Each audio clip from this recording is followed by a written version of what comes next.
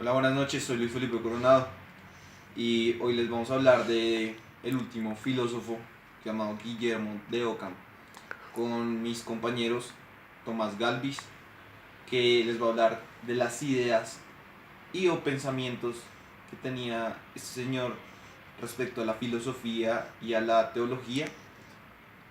Andrés Felipe San Clemente, que nos va a analizar como su historia y lo que pensaba con la historia de la filosofía en sí, y nuestro compañero Jean Luis Araiba, que nos va a dar la gran conclusión de este tema. Bueno, pues este personaje fue un fraile franciscano, también fue un lógico escolástico inglés y fue un gran filósofo, nacido en 1280 en Inglaterra. Pues como ya saben, su obra como más representativa en sí es la navaja de Ockham, que más adelante nos las va a explicar nuestro compañero Tomás Galvis.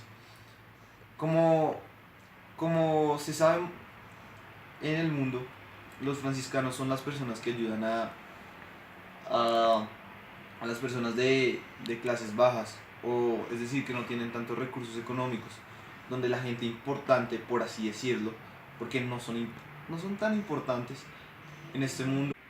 Buenas noches, mi nombre es Tomás Galvis y les voy a explicar el pensamiento de Guillermo de Ockham en palabras un poco simples, ya que es bastante difícil el pensamiento de este señor, entonces voy a intentar hacerlo lo más entendible posible. Bueno, empecemos con el principio de economía, llamado también la navaja de Ockham, que consiste en eliminar lo que no es imprescindible para explicar los hechos reales, lo que hace mucho más simple el estudio de esto.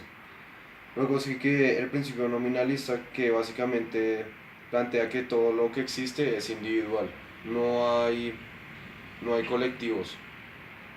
Después sigue el principio empirista, eh, que básicamente Ockham plantea que el conocimiento es meramente intuitivo, o sea que no hay conocimientos absolutos.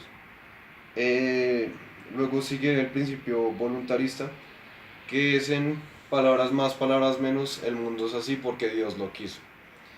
Y entonces, en definitiva, el pensamiento de Guillermo de Ockham acentúa el poder extremo hacia Dios, lo que opaca la razón en sí.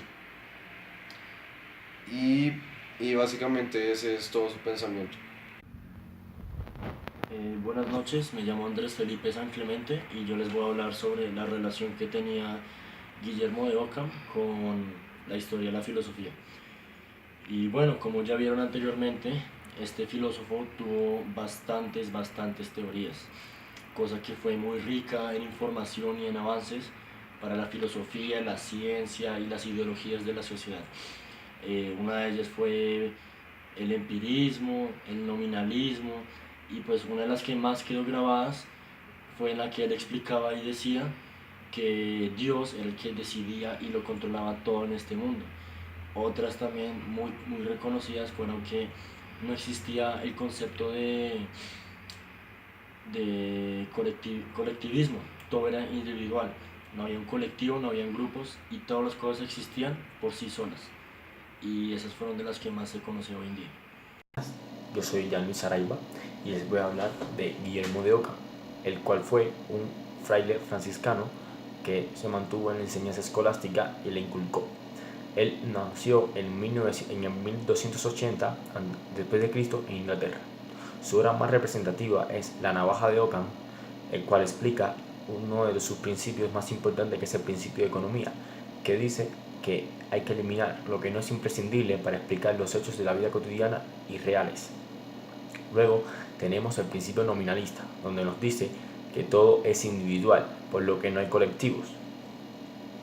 Después de este tenemos el principio empirista, lo que nos dice que el conocimiento se construye a través de las experiencias y las vivencias que nosotros hayamos vivido, por lo que no hay conocimiento absoluto.